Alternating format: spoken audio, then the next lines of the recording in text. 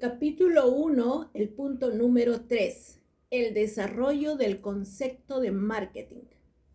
Si bien la satisfacción de las necesidades de los consumidores ha sido siempre un concepto evidente en el pensamiento empresarial, no siempre ha ocupado un lugar de importancia entre las prioridades de las empresas.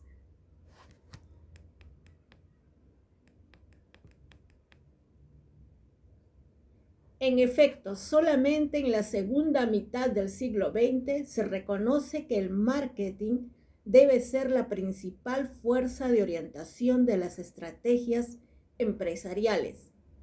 Este punto se ve más claro observando las diversas etapas por las cuales ha atravesado el pensamiento empresarial moderno hasta llegar al concepto de marketing. 3.1. Orientación del negocio.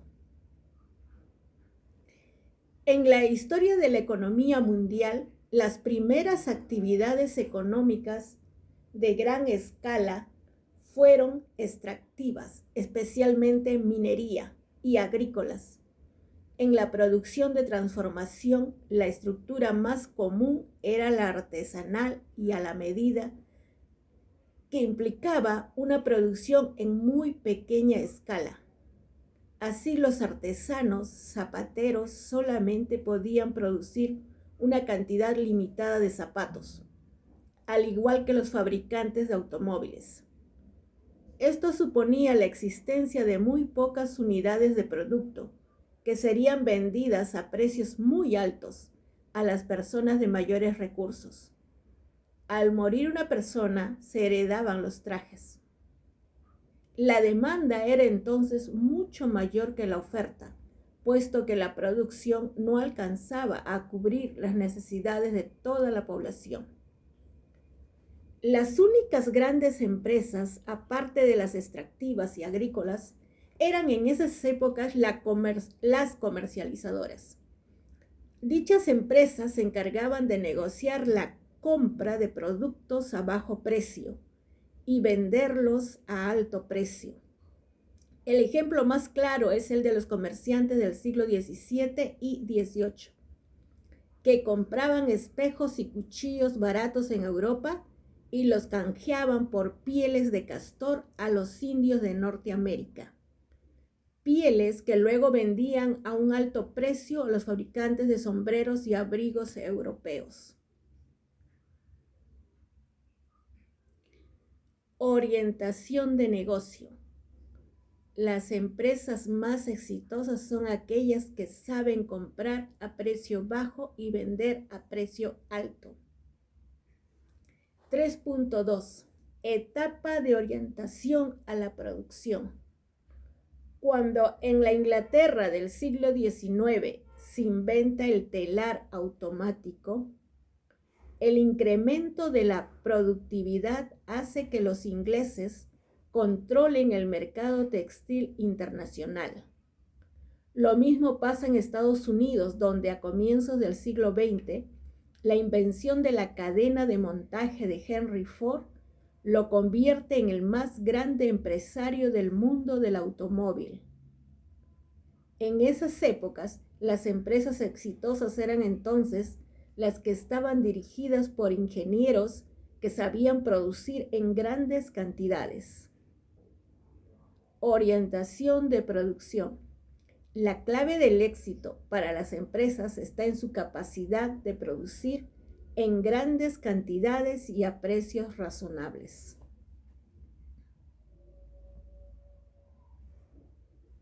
3.3. Etapa de la orientación a las finanzas. Muy rápidamente, la tecnología de producción en el mundo moderno se desarrolla. Los ingenieros de producción aplican los conceptos de cadena de montaje y de especialización funcional a casi todas las actividades existentes. La capacidad productiva de las empresas comienza a crecer exponencialmente. Para encontrarse pronto con un problema inesperado, para producir se necesita una fuerte inversión y consumidores que tengan suficiente capacidad económica para comprar los productos. Resulta que la revolución industrial moderna comienza justamente en el momento en que Estados Unidos cae en la crisis económica más fuerte de su historia, la depresión de los años 30, con su inicio en el famoso crack de la bolsa en 1929. En Europa, en los otros países desarrollados de la época, no se daba una mejor situación, pues en ese momento se encuentran saliendo de la Primera Guerra Mundial para muy pronto comenzar la Segunda. La situación era entonces bastante simple. Se sabe cómo producir eficientemente, pero no se dispone de dinero para financiar la producción. Resulta evidente entonces que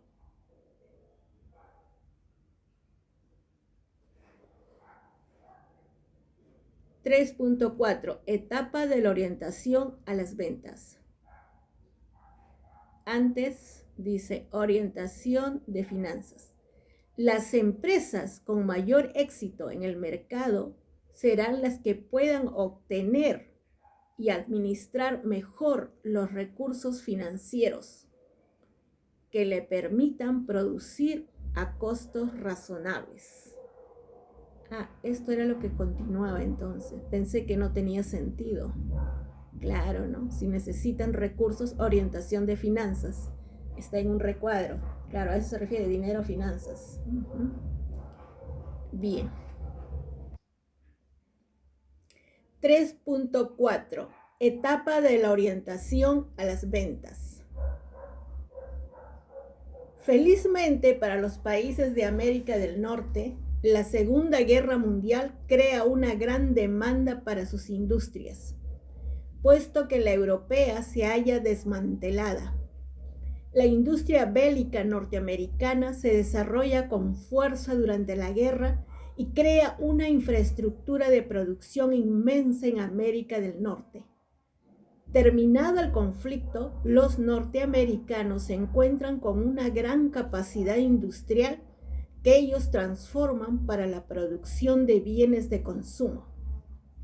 América Latina también se beneficia de esta guerra, pero únicamente como proveedor de materias primas, en muchos casos a ambos contrincantes en la guerra, lo cual genera una etapa de bonanza económica pasajera a nuestros países.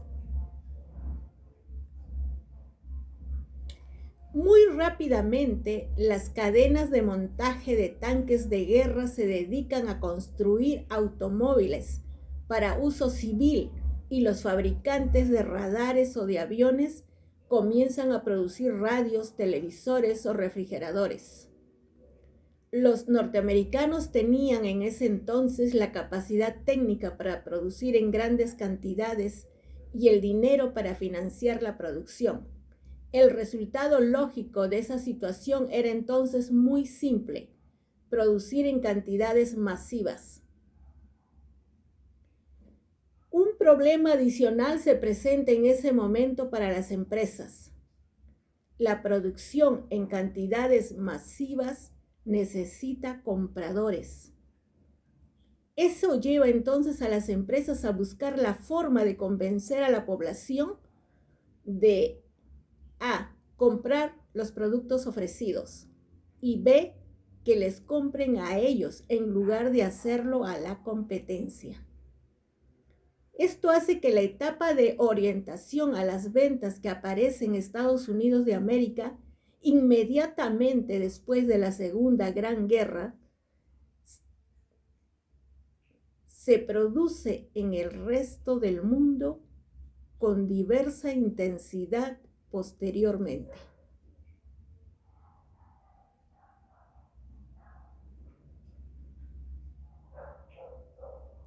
Llega a América Latina de forma mitigada en los años 60 y se expresa en multitud de cursos de técnicas de ventas y en el crecimiento de la inversión publicitaria para apoyar el esfuerzo de los vendedores.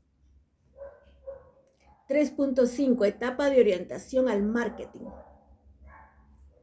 La competencia entre empresas en los mercados de los países desarrollados se convierte rápidamente en una pesadilla para productores y clientes.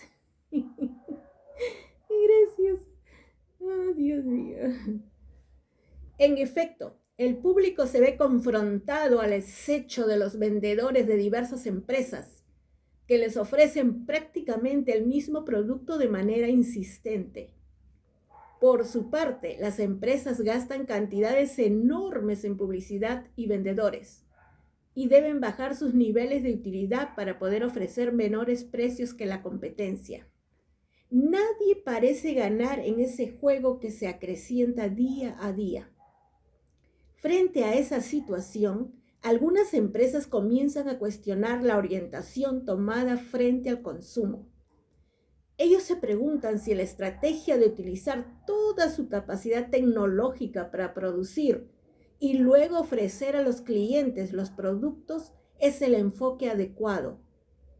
Se dan cuenta así de que están obligando al consumidor a adaptarse a lo que las empresas son capaces de producir, en lugar de ser las empresas las que se adapten a lo que los consumidores desean.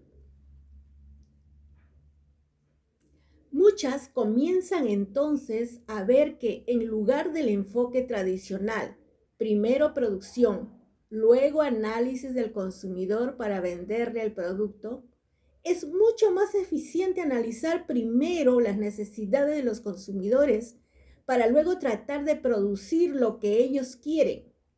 Primero consumidor, luego producción.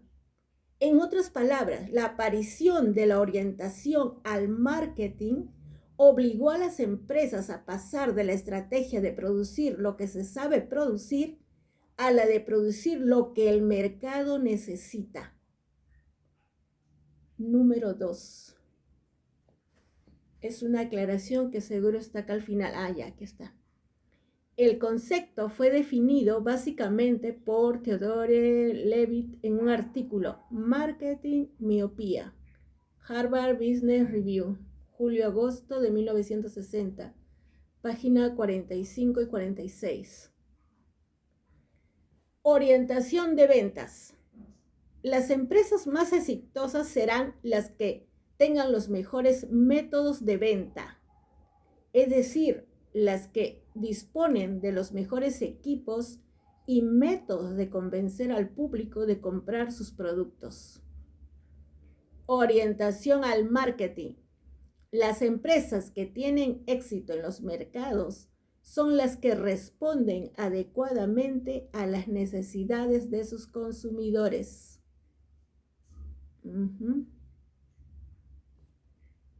Muy interesante.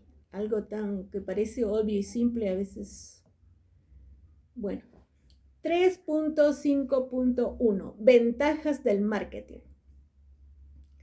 Este cambio tan simple en la filosofía permite a las empresas que lo adoptan obtener dos ventajas estratégicas en los mercados. A. Reduce el riesgo de fracaso en la introducción de nuevos productos, puesto que de cierta manera solo se producen los bienes o servicios que los consumidores necesitan.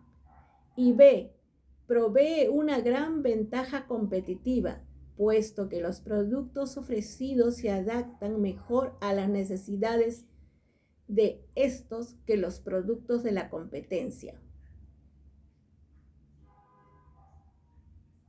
Durante los primeros años del furor del marketing en los países desarrollados, al inicio de los 60, las empresas que tomaron esta orientación lograron grandes ventajas y se posicionaron sólidamente. Procter & Gamble y IBM son ejemplos claros de esta situación. En América Latina, la orientación del marketing comienza a ser enseñada en las universidades solamente a comienzos de los años 70 y se desarrolla poco a poco a partir de esa época. IBM y el marketing. Hasta los años 90, diversas publicaciones coincidían en señalar a IBM como la empresa modelo. En efecto, esta mediana empresa productora de relojes y artículos de oficina pasó a ser en menos de 30 años una de las grandes corporaciones del mundo, contribuyendo y hasta generando a la gran revolución tecnológica del siglo XX. El artífice de este milagro empresarial fue el ingeniero y piloto de caza, Thomas Watson Jr. Bajo la dirección de Thomas Watson Jr., IBM pasó de empresa mediana a gigante. La revista norteamericana Fortune lo nombra en 1987 como el capitalista de más éxito de la historia.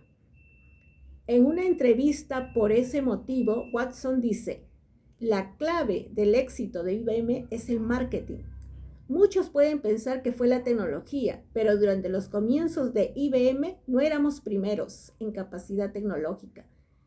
Pero eso fue menos importante que el conocimiento que teníamos de nuestros consumidores, de sus necesidades y deseos, los que nos permitía satisfacerlos siempre de la mejor manera. A mediados de los años 90, luego de grandes pérdidas en la venta de computadoras, IBM sufrió otro cambio importante que demuestra su orientación de marketing. Bajo la dirección de Lou Gerstner Jr., ejecutivo que venía del mundo de las tarjetas de crédito, American Express, y del consumo masivo, J.R. Nabisco, IBM se orientó a dar servicios a sus clientes antes que a venderles productos. Luego vendió su negocio de computadoras personales a una empresa china, Lenovo,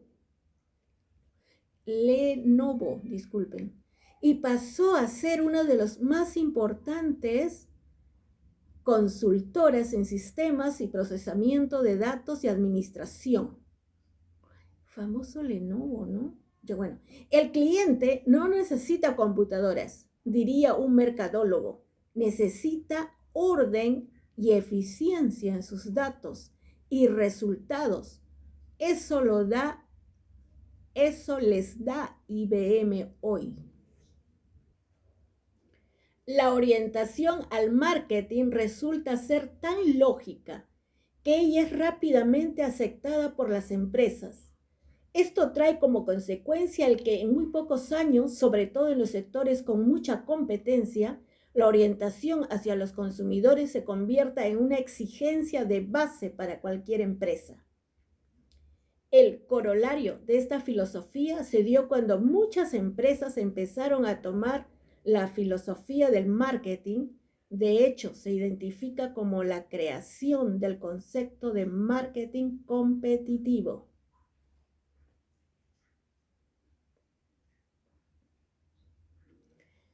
Orientación al marketing competitivo.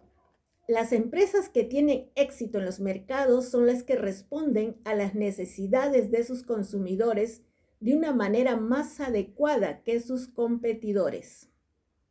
3.6. Etapa de orientación al marketing social. La aparición del marketing y de la tendencia hacia la satisfacción máxima de los consumidores ha generado algunos excesos que en el mediano plazo pueden ser nocivos para la sociedad. Así, por ejemplo, con el fin de facilitar el consumo, las empresas han incrementado la utilización de embalajes desechables o la utilización de productos nocivos que pueden ser un grave problema para el medio ambiente. Esta situación ha generado una reacción social importante que ha llevado a numerosas empresas a plantear limitaciones a su política de satisfacción de sus consumidores. Por lo tanto, muchas de ellas actualmente hacen hincapié en su orientación hacia la protección de los intereses de la sociedad antes que la satisfacción de los intereses individuales de sus consumidores. El concepto subyacente de esta posición es conocido como orientación al marketing social. Interesante. Orientación al marketing social. Los consumidores van a preferir aquellas empresas que los protegen en el largo plazo como miembros de la sociedad, en lugar de aquellas empresas que se preocupan únicamente por su bienestar inmediato. Marketing social para la minería. Como en muchos lugares del mundo, en América Latina, las actividades mineras y petroleras tienen que enfrentarse al problema de las herencias ambientales y sociales dejadas por sus antecesoras. Dado que durante el siglo pasado muchas empresas explotaron los minerales y el petróleo sin tener cuidado del daño que hacían a la ecología y a la cultura de esas zonas, hoy esas industrias se enfrentan a la hostilidad de sus habitantes.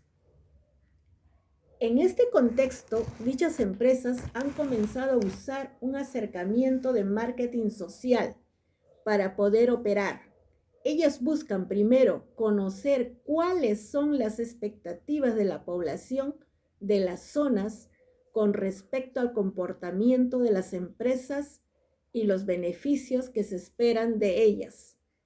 Y luego efectúan acciones con el fin de satisfacerlas.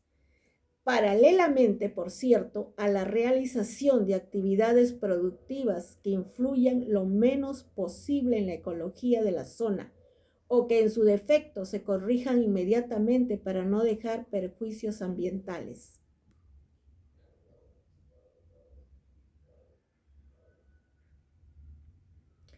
Historia corta del marketing en América Latina. Número 4. Podría decirse que en América Latina se ha dado un proceso parecido a la evolución de las empresas como la señalada anteriormente. Negocio, producción, finanzas, ventas y marketing. Pero varios años más tarde que en los países desarrollados. 4.1 Etapa de negocios. Debido a su gran dependencia de otras potencias, España y Portugal, luego Inglaterra, Francia y Estados Unidos, América Latina fue durante la mayor parte de su historia exportadora de materias primas e importadora de productos manufacturados, que estaban prohibidos de producir para no competir con la metrópoli. Así, salvo las grandes empresas mineras y agrícolas, las empresas latinoamericanas hasta mediados del siglo XX eran comercializadoras, exportadoras de insumos e importadoras de productos manufacturados. Ellas vivían entonces en la etapa de negocios, que como ya hemos visto, tenía como principal característica de éxito saber comprar barato y vender caro. 4.2 Etapa de producción. Alrededor de los años 60 se comenzó a gestar en nuestra región un movimiento económico que postulaba la necesidad de industrialización, liderado por diversas organizaciones, pero con gran presencia de la CEPAL, Comisión Económica para América Latina. Se observó que era imposible que la industria latinoamericana se desarrollara si debía competir con la de los países desarrollados que tenía más de 60 años de experiencia. Por eso se planteó la necesidad de prohibir la entrada de aquellos productos importados que pudieran competir con los producidos de nuestros países. La llamada sustitución de importaciones dio origen entonces a la aparición de muchas industrias en América Latina, que empezaron a producir botones, hilos, zapatos, vaquillas y también aparatos eléctricos, motocicletas y hasta automóviles, ensamblados aquí, pero con un creciente uso de insumos nacionales. Apareció así 60 años más tarde de lo sucedido con Ford y otros en Estados Unidos, la etapa de producción en América Latina.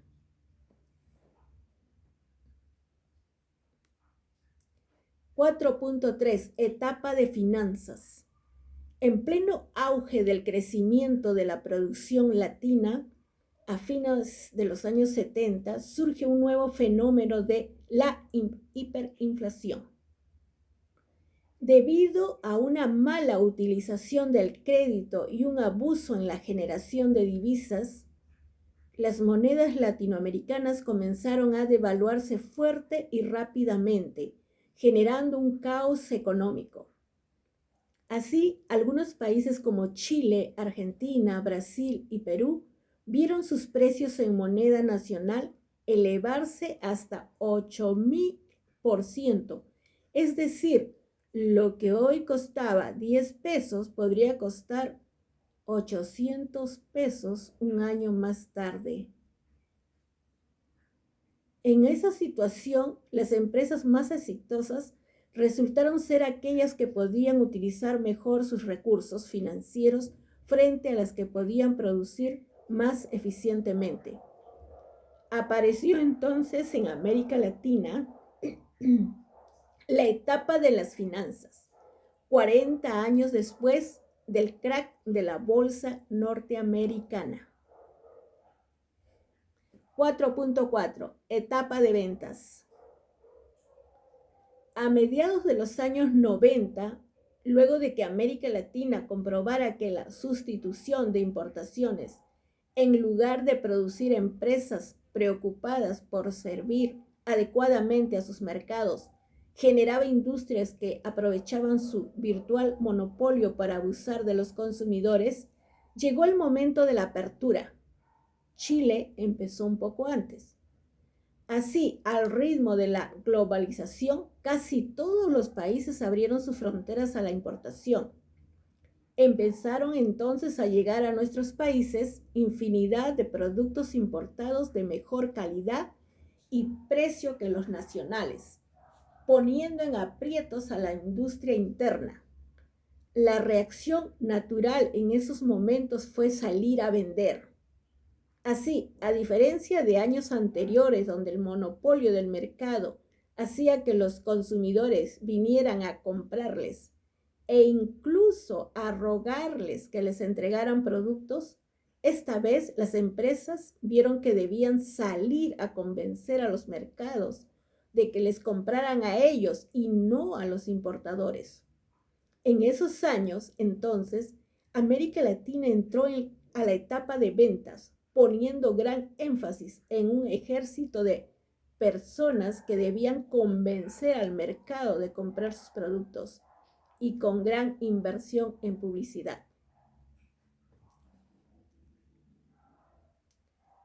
4.5. Etapa de marketing. Luego de constatar que la fuerza de ventas no funcionaba para competir con la oferta extranjera y contemplar la desaparición de miles de puestos de trabajo, las empresas latinoamericanas decidieron que quizás deberían usar su conocimiento o el de los consumidores como herramienta competitiva. Su objetivo se convierte entonces en tratar de satisfacer las necesidades de los consumidores mejor de lo que lo harían los nuevos competidores. Así, las empresas latinoamericanas comenzaron a realizar investigación de mercados, generar mejores productos, cuidar sus marcas, hacer más eficaces sus sistemas de distribución y racionalizar la publicidad. En fin, a comienzos del siglo XXI se inicia la etapa de marketing más de 30 años después de que lo hicieran los países desarrollados. Buena noticia para los estudiantes que leen este libro, pues deben prepararse para la demanda creciente de especialistas de marketing en sus países.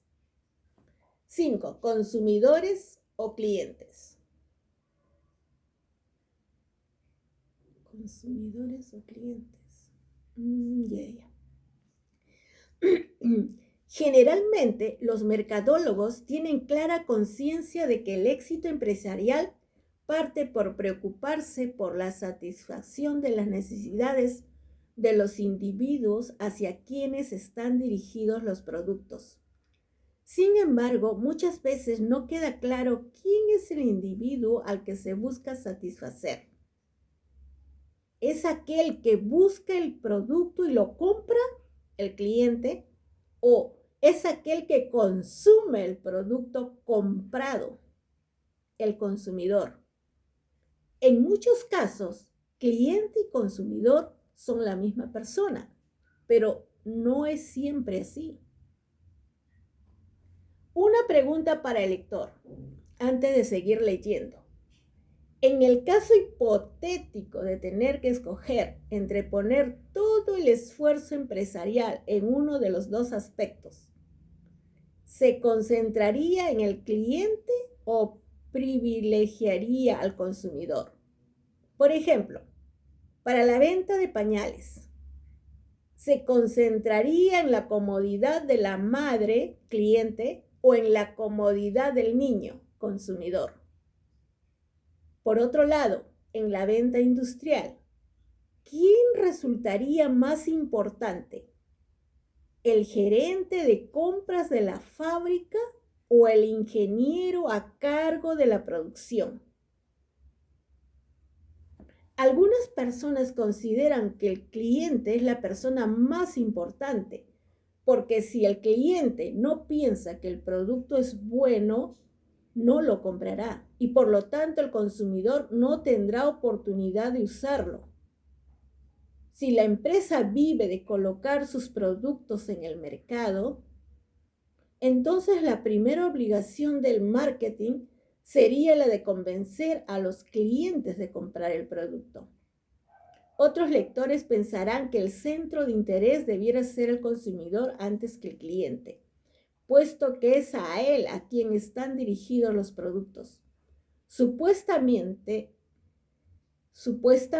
quien usa los productos es quien dará la última palabra y quedará contento o descontento con ellos. Desde un punto de vista estrictamente de marketing, la opción de privilegiar al consumidor es más importante. Si bien el cliente puede resultar de gran importancia para la decisión de compra, enfocarse fundamental o prioritariamente en sus necesidades antes que en aquellas del consumidor puede atentar directamente contra la filosofía del marketing.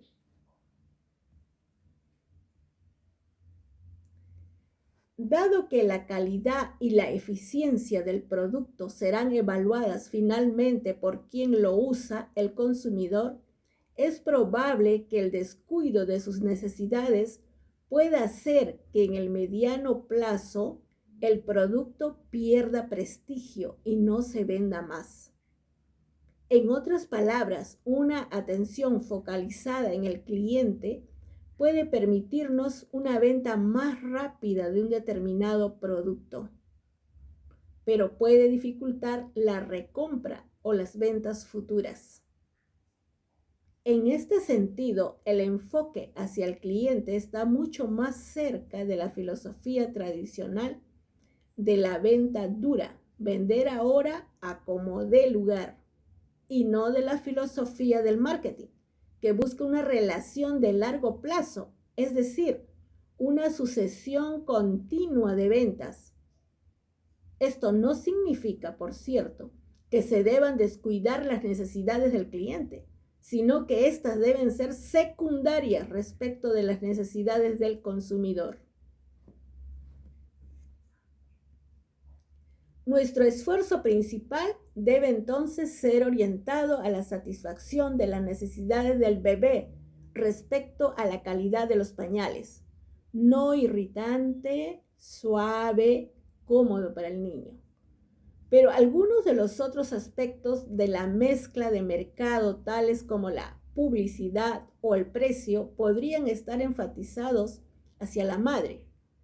Sin embargo, si un precio atractivo para la madre implica producir un pañal de mala calidad, la estrategia de largo plazo prescribe darle prioridad a las necesidades del consumidor. Si bien una buena definición de suéter, chompa, chamarra, jersey, es prenda que se pone el niño cuando la mamá tiene frío. Esto no significa que los vendedores deban centrarse en la necesidad de los clientes antes que en las de los a veces sudorosos consumidores. 6. Marketing, adaptación de productos y selección de mercados. En el caso de las empresas nuevas o aquellas que tienen gran flexibilidad para cambiar de productos, la adopción del concepto de marketing resulta ser relativamente fácil. Para ello es necesario estudiar las necesidades del mercado y crear productos o servicios expresamente para satisfacer dichas necesidades. En el caso de las empresas antiguas y o con cierta rigidez productiva, la adopción del concepto de marketing resulta ser mucho más difícil. Tornos toro, clientes, consumidores, sobornos o empresa.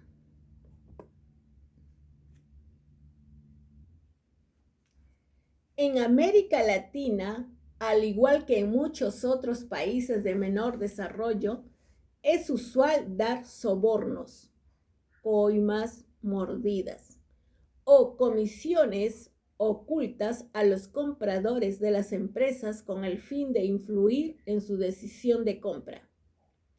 En algunos casos, esta es originada por el comprador, que claramente solicita un incentivo para dar su acuerdo de compra, y en otros es el vendedor quien ofrece el estímulo con el fin de asegurar el negocio. Además del aspecto ético y moral que implica el pago de estas comisiones indebidas, cualquiera que sea el origen de ellas, existe un elemento estratégico de importancia que debe considerarse en la decisión. Aquella empresa que por lograr ventas utiliza como elemento estratégico fundamental el soborno, está privilegiando al cliente en lugar de al consumidor.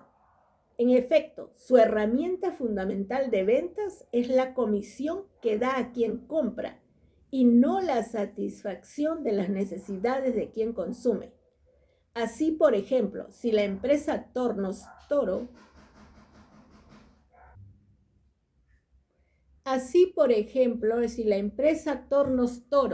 para vender un torno entrega una comisión indebida de 10%, muy probablemente ha debido bajar la calidad del producto en 10%. De algún lugar tiene que salir el ahorro para pagar la comisión. Esto significa que cuando el usuario del torno, el obrero, utilice este producto, encontrará que el torno toro no se adapta a sus necesidades o que es 10% menos bueno que las marcas competidoras. Ello traerá como resultado que para la próxima compra pedirá específicamente que no compren esa misma marca y peor aún, hablará mal de los tornos Toro a sus colegas de trabajo. La empresa Toro ha logrado hacer una venta, pero ha perdido un cliente de mediano y largo plazo. 7. Marketing, necesidades e infraestructura. Hasta aquí, Leo. Para la próxima continúo. Muchas gracias. Chao.